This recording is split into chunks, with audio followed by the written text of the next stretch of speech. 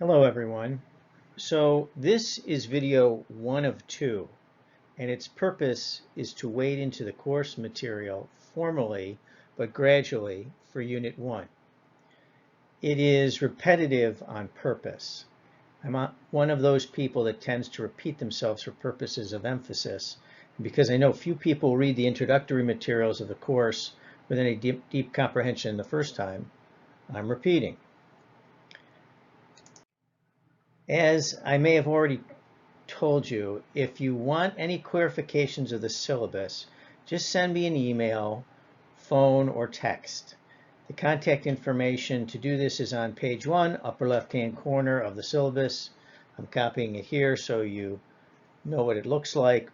I welcome the interaction, so don't be reluctant to reach out, and I can post the response I give you to Blackboard if necessary, but my expectation is that if you ask, I will answer. I want to emphasize as we start Unit 1 that financial management in nonprofit organizations is very much about technical knowledge, but also about behavior and discipline. I've emphasized that I don't expect you to know the intricacies an accountant might need to create to craft forms and processes.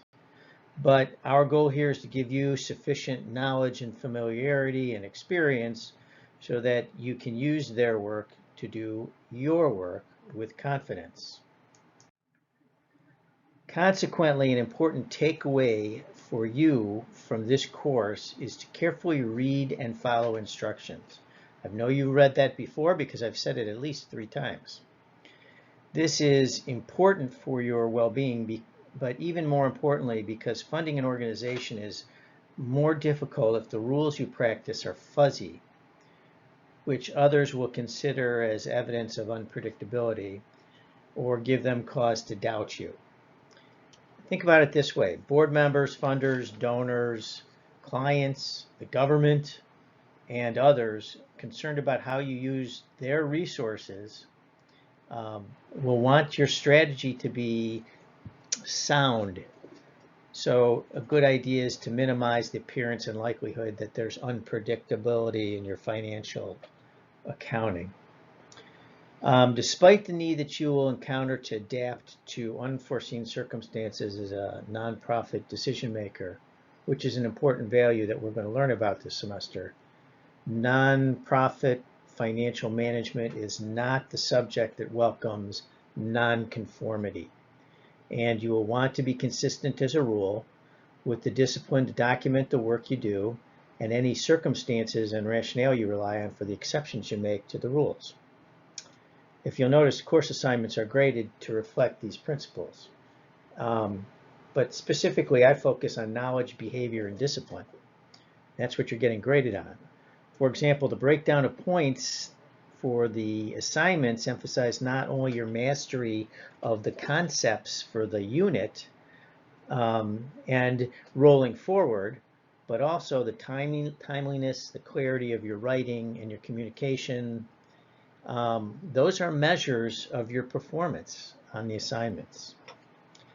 So I'll ask you to keep that in mind as a point of context as we move forward in the course. And I'm repeating it because it's worth emphasizing. Also, there are more students enrolled in this semester than instructors, so be aware that I have the challenge of managing all the conversations and taking in quite a bit of transactional information from each of you for each unit of material. And lastly, there are 2 textbooks, moderately priced. Hopefully the images are clear on this PowerPoint. And you will need to use the Seton Hall Library's institutional subscription to GuideStar.org. This will be necessary starting with the 2nd unit, but you'll need to become familiar with the site beforehand.